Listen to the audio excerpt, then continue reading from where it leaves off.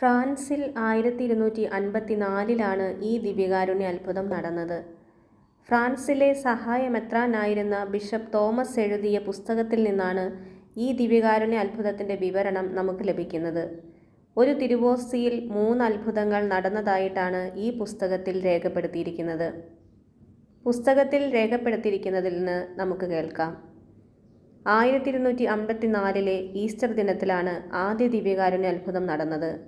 അന്ന് വിശുദ്ധ അമറ്റോയുടെ പള്ളിയിൽ ഒരു പുരോഹിതൻ ദിവ്യബലി മധ്യേ വിശ്വാസികൾക്ക് ദിവ്യകാരുണ്യം നൽകുകയായിരുന്നു. പെട്ടെന്ന് ഒരു തിരുവോസ്തി ആ പുരോഹിതൻ്റെ കയ്യിൽ നിന്നും താഴേക്ക് വീണു. നിലത്തു വീണ തിരുവോസ്തി എടുക്കുന്നതിന് ആ പുരോഹിതൻ വേഗത്തിൽ താഴേക്ക് കുമ്പിട്ടെങ്കിലും ആ തിരുവോസ്തി താനേ ഉയർന്ന് സ്വയം പ്രകാശിക്കുകയും പ്യൂരിഫിക്കേറ്ററിൽ വന്നിരിക്കുകയും ചെയ്തു. ദേവാലയത്തിലുണ്ടായിരുന്നവരെല്ലാം തിരുവോസ്തി താനേ ഉയർന്നു പൊങ്ങി സ്വയം പ്രകാശിക്കുന്നതും തനിയെ പ്യൂരിഫിക്കേറ്ററിൽ വന്നിരിക്കുന്നതും കാണുകയുണ്ടായി. അവർ അത്ഭുതമിഴികളോടെ ഈ തിരുവോസ്തിയെ നോക്കി നിൽക്കുമ്പോൾ ആ തിരുവോസ്തിയുടെ സ്ഥാനത്ത് ഒരു ശിശു കാണപ്പെട്ടു. ഇത് ജനങ്ങളെല്ലാം കണ്ടു. കുറെ കഴിഞ്ഞപ്പോൾ ആ തിരുവോസ്തി സാധാരണ തിരുവോസ്തിയായി. അവർ ആ തിരുവോസ്തി ഒരു ചെറിയ പേടകത്തിൽ അടച്ചുവെച്ചു.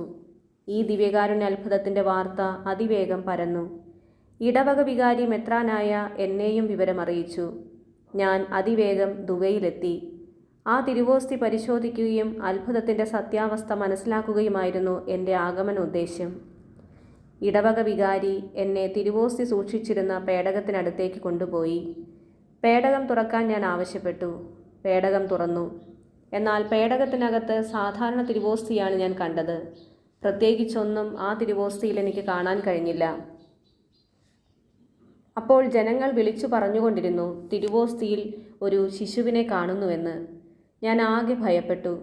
തിരുവോസ്തിയിൽ മറ്റുള്ളവർക്കെല്ലാം കാണപ്പെടുന്ന യേശുവിനെ എനിക്ക് കാണാൻ കഴിയാത്തതെന്താണെന്ന് സ്വയം ചോദിച്ചുകൊണ്ട് ഞാൻ തീക്ഷ്ണമായ പ്രാർത്ഥനയിൽ മുഴുകി. വലിയ വിശ്വാസത്തോടെ ഞാൻ ആ തിരുവോസ്തിയിലേക്ക് പിന്നീട് നോക്കി. അപ്പോൾ എനിക്ക് മുൾക്കിരീടമണിഞ്ഞ യേശുവിൻ്റെ തിരുമുഖം തിരുവോസ്തിയിൽ കാണാൻ കഴിഞ്ഞു. ഈശോയുടെ നെറ്റിത്തടത്തിൽ 2 തുള്ളി രക്തം പൊടിഞ്ഞിരിക്കുന്നതും ഞാൻ വ്യക്തമായി കണ്ടു. പെട്ടെന്ന് കരഞ്ഞുകൊണ്ട് ഞാൻ മുട്ടുകുത്തി ദൈവത്തിന് കരങ്ങളുയർത്തി നന്ദി പറഞ്ഞു. പിന്നീട് എപ്പോഴോ ഈ തിരുവോസ്തി ദുബൈ പള്ളിയിൽ നിന്ന് നഷ്ടപ്പെട്ടു. അതെപ്രകാരമാണ് സംഭവിച്ചതെന്ന് ഒരു രേഖകളിലും കാണുന്നില്ല. അങ്ങനെയിരിക്കെ വിശുദ്ധ അമറ്റോ ദേവാലയത്തിന് വളരെ അകലെയായി സ്ഥിതി ചെയ്യുന്ന വിശുദ്ധ പത്രോസിൻ്റെ ദേവാലയത്തിലെ ക്രൂശിത രൂപത്തിൻ്റെ താഴെ ഒരു ചെറിയ മരപ്പെട്ടി കാണപ്പെട്ടു. അത് തുറന്നു നോക്കിയപ്പോൾ വിശുദ്ധ അമറ്റോ പള്ളിയിൽ നിന്ന് കാണാതായ അത്ഭുത തിരുവോസ്തിയാണെന്ന് മനസ്സിലായി. തിരുവോസ്തിയുടെ അരിക് അല്പം മുറിഞ്ഞിരുന്നു. ആ പെട്ടിക്കകത്ത് ലത്തീനിൽ ഒരു കുറിപ്പുമുണ്ടായിരുന്നു. കുറിപ്പിൽ ഇപ്രകാരം എഴുതിയിരിക്കുന്നു: ഇതിനു താഴെ ഒപ്പിട്ടിരിക്കുന്ന വിശുദ്ധ അമറ്റോ ഇടവകയിലെ പുരോഹിതനായ ഞാൻ സാക്ഷ്യപ്പെടുത്തുന്നു, ദൈവനിന്ദയുടെ ആസന്നമായ അപകടത്തിൽ നിന്ന് ലോകത്തെ രക്ഷിക്കുന്നതിന് വേണ്ടി സന്തോഷത്തോടെ ഞാൻ തന്നെ എടുത്തു സൂക്ഷിച്ച ഈ തിരുവോസ്തി അന്ന് അത്ഭുതം നടന്ന യഥാർത്ഥ തിരുവോസ്തി തന്നെയാണ്. ഭാവിയിൽ ഈ വിശുദ്ധ അത്ഭുതം തേടിയെത്തുന്ന വിശ്വാസികൾക്ക് വേണ്ടി ഞാൻ തന്നെയാണ് ഈ തിരുവോസ്തി മരത്തിൻ്റെ പേടകത്തിൽ വയ്ക്കുന്നതും എൻ്റെ കൈകൊണ്ടെഴുതിയ സാക്ഷ്യം ഇതിൽ നിക്ഷേപിക്കുന്നതും.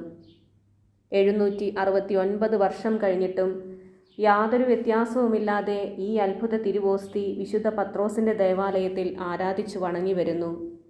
നമുക്ക് പ്രാർത്ഥിക്കാം.